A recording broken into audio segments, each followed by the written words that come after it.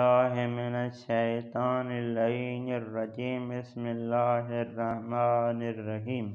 आज हमारा 57वां दर्स है मुक़द्दमे किताब फ़ारसी क़दीम से।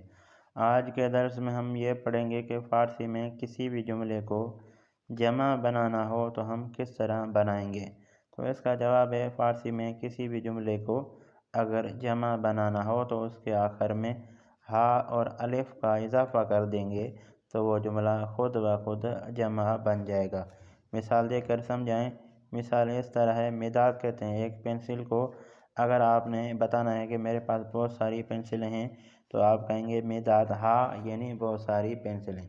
दरख्त कहते हैं एक दरख्त को। आपने बताना है कि मेरे पास बहुत सारे दरख्त हैं तो आप कहेंगे दरख्त हा, यानी बहुत सारे दरख्त। एक ये चीज़ है दर्स में, और दूसरी ये है सिफ़त के बारे में। आज के दर्स में हम ये भी पढ़ेंगे कि सिफ़त की 3 किस्में हैं। एक सिफ़त सादा है, दूसरी सिफ़त बदतर है, तीसरी सिफ़त जो है वो बदतरीन है। ये 3 सिफ़तें हैं। उसके बाद आप लफ्ज़ चाक का तर्जमा सुनें। चाक कहते हैं मोटे को। चाक इसको कहते हैं मोटे को। चाक यानी मोटा, ये एक सिफ़त है। चाक तर यानी जो उससे ज़्यादा मोटा हो, चाक तरीन जो उससे भी ज़्यादा मोटा हो। बुलंद कहते हैं बड़े को, ये एक सिफ़त है। बुलंद तर यानी जो उससे बड़ा हो, जैसा कि आप तस्वीर में देख रहे हैं। बुलंद तरीन जो सबसे ज़्यादा बुलंद हो।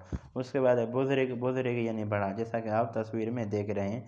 यहाँ पे डब्बा है, ठीक है, इसकी मिसाल दी गई है। बुज़ुर्ग यानी बड़ा, ठीक है, बड़े के मुकाबले में छोटा पड़ा हुआ है। ये चीज़ आपको समझाने के लिए यहाँ तीर लगा के आपको समझाया गया है। बुज़ुर्ग यानी बड़ा, बुज़ुर्ग तरीन जो उससे बड़ा हो, ठीक है, बुज़ुर्ग तरीन जो उससे भी बड़ा हो, ठीक है। ये हैं 3 सिफ़तें जो हम अपनी उर्दू में भी इस्तेमाल करते हैं, और यही 3 सिफ़तें सेम फ़ारसी में भी इस्तेमाल की जाती हैं। आज के दर्स में हमने 2 चीज़ें पढ़ी। एक चीज़ ये पढ़ी कि फ़ारसी में जमा किस तरह बनाएंगे, तो इसका जवाब है हा और अलिफ का इजाफ़ा करेंगे तो जमा बन जाएगी। दूसरा हमने ये पढ़ा सिफ़त की 3 किस्में हैं। एक सिफ़त सादा है, दूसरी सिफ़त बदतर है, और तीसरी सिफ़त बदतरीन है, ठीक है। ये वही सिफ़तें हैं जो हम रोज़मर्रा अपनी उर्दू में भी इस्तेमाल करते हैं। ये कोई मुश्किल चीज़ नहीं है। इसी चीज़ को समझाने के लिए कम से कम 3 से 4 वर्ग के आगे आपको समझाया है यही चीज़, लेकिन मैंने आपको 2 लफ्ज़ों में समझा दिया है कि इस दर्स में आपको क्या बताना चाहते हैं, ठीक है। खाम का दर्स को लंबा करना ये कोई अच्छी चीज़ नहीं है, ठीक है। वस्सलाम।